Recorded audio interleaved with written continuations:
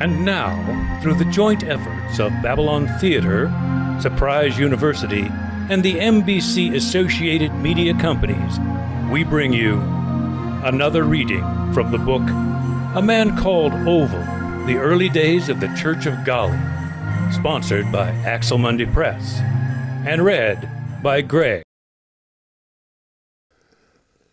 Thinking about what David said about watering the lawn and bushes, I went outside to investigate. There was a hose rolled up on the ground below a water faucet in the front yard, and one of those sprinklers that is about a foot long and stands in a triangle shape, and the top sweeps back and forth vertically. Even though the grass was getting a bit brown, although it seemed to have been watered not too long ago, I decided to wait till evening to turn on the sprinkler to minimize evaporation. I found another faucet outside the back door with another hose and a stationary type of sprinkler. There was also a spray nozzle lying on the ground. I opened the portable shed and looked inside. Our combined camping gear was filling about a quarter of the floor space. The gardening tools that were hanging on one wall included a shovel, metal and plastic rakes, a hoe, and several kinds of clippers. There was an old push mower in a corner below these. There were about a dozen terracotta flower pots of various sizes stacked on the floor along with a garden trowel and a partial bag of potting soil.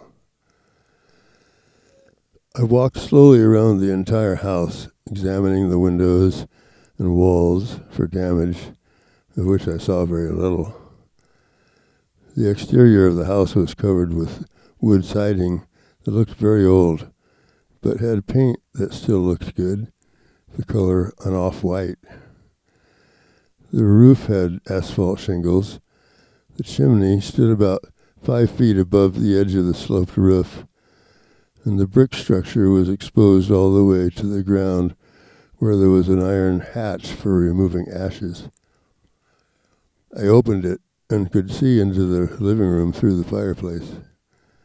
I thought, I'm glad this isn't big enough for a person to crawl through. I noticed that the latch was designed to allow for a padlock. On the other side of the house, I made my way through the overgrown shrubs that filled the narrow side yard. It was much cooler in there, and also rather mysterious, as though it probably had seen a lot over the years. Probably a lot of kids playing, I thought. It was a perfect kid hideout. I went to the rear of the backyard where there was a gate in the fence. I opened it and stepped into the alley. It had a dirt surface. There were garage cans back there. By this time I was hot, so I went inside and had some lemonade. It was about 2:30. I sat at the table for a while, making a list of things I thought of that the house needed. Around 3, I heard the door open and Oval's voice called, "Hello?" "Back here, dear," I returned. He came into the kitchen, gave me a long kiss, then went to the refrigerator and got one of the bottles of beer. Cereal piss beverage the boys had taken to calling it last night. It was really not any different from what was available in Utah in terms of brands like Budweiser, Coors, and so on. But in Utah, and I'm sure even more so in California, there were also beers available that were stronger and more varied in flavor, such as Moosehead from Canada and Rainier Ale from Washington State. Oval sat down, took a long drink, then looked at me for a moment. I waited patiently. "Well, I've bought a TV station." "Wow," I said. "So, tell me all about it." "It's out at the far west end of town, even farther than Goodwill. It's a few blocks north of Maine. It's down a dirt road in this old standalone building with nothing nearby except this antenna tower that's about 100 feet tall, about 50 yards from the building. The building itself is about the size of this house, except only one story, and it's just a cinder block box, basically. It only has a few small windows. There's this big dish antenna on the roof, like about 10 feet wide, that catches the incoming signal. The station itself right now is all inside one fairly small room, because it's basically just equipment that catches the signal from Wichita, amplifies it, and sends it out again from the antenna tower, mostly toward the south and west. But pretty much anybody in the Houston area can pick up our channel, maybe even as far north as Dodge, Casey says. And then people off in those directions, some of the towns out that way. I guess it reaches into Oklahoma even. He paused to take a drink. So anyway, there's this one room, which is the control room, and then the rest of the space is pretty much wide open, except for a little bathroom in the corner, and a really simple little kitchen space along the wall, not even enclosed. Just a counter with a coffee maker and a tiny fridge and hot plate. So this whole open space is lit by a bunch of commercial lights in the ceiling, big halogen lamps. The floor is just concrete, but there's a bunch of equipment just sort of pushed to one side, like this big television camera and a bunch of studio lights on tripods and boom microphones and big piles of cables and stuff. Because I guess at one time, several years ago, before they became just a translator, they actually used to do some shows in there, live shows, like talent shows or interviews with local people.